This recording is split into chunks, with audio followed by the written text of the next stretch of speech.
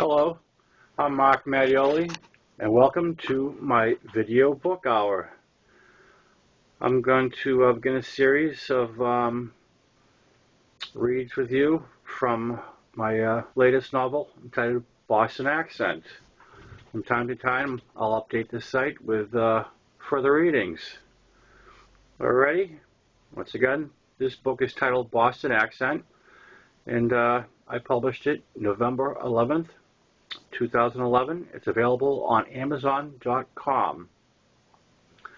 If you wish to own the book, you can go to Amazon.com and purchase it either on paperback or on in the Kindle form. All right, Boston Accent. This is the synopsis. Ready? Nino Barchi, born to a single mother in the 50s, grows up in the suburbs of Boston, where he follows a path of addiction that was previously followed by his father, a man he never met. In his early 20s, he journeys to the West Coast, the place of his birth, in an attempt to leave as many demons and the mistakes he has made behind him. Nino settles in Lake Tahoe, a paradise like nothing he has ever seen before, full of more temptations than he could ever imagine. His addictions, which have been struggling to reach the surface, are released in frenzy as he lives for excess in everything he does. Will Nino accept his spiral out of control as his destiny, or will he try to save himself and avoid what took his father's life at age 43? He needs to make a decision while living is still an option. Okay, so now you know the gist of the thing.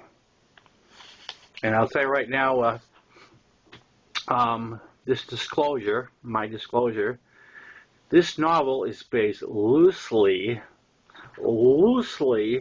on real life experiences. Characters' names and locations have been changed where deemed necessary. The author's intentions are solely to tell a tale that entertains and affects your emotions on some level. So enjoy. Don't get scared. Quote, "The more you live, the faster you will die." That's from the band After the Fire, 1982, and the song was called Der Kommissar. Little quote. Little entry quote. Okay. Chapter 1, Shame.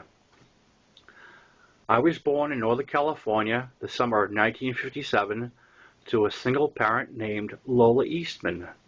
My biological father, Mark Mattioli, was attending law school in Washington, D.C.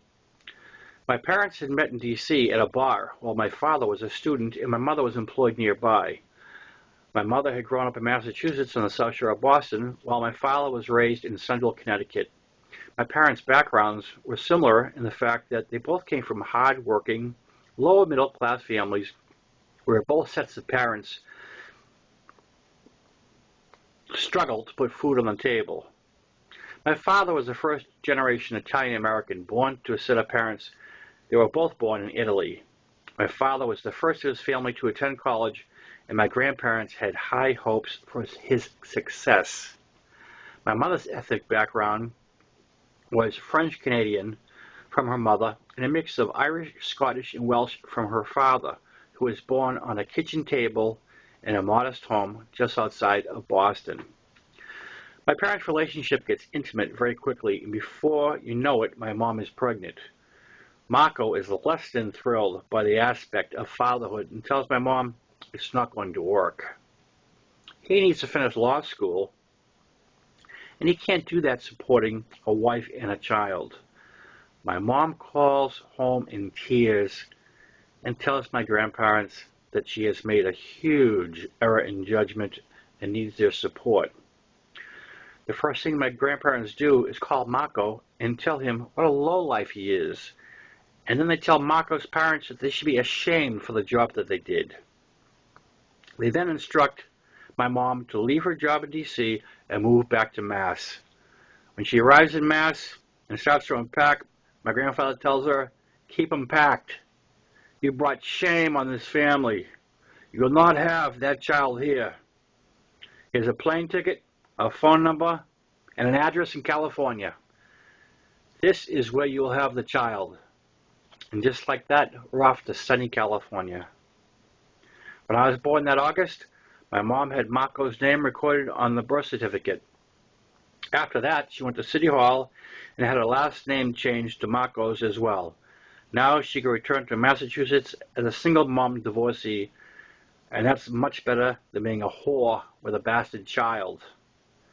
My grandparents made her wait 2 years after I was born to make it look good, and then my grandfather flew out to California to escort us back.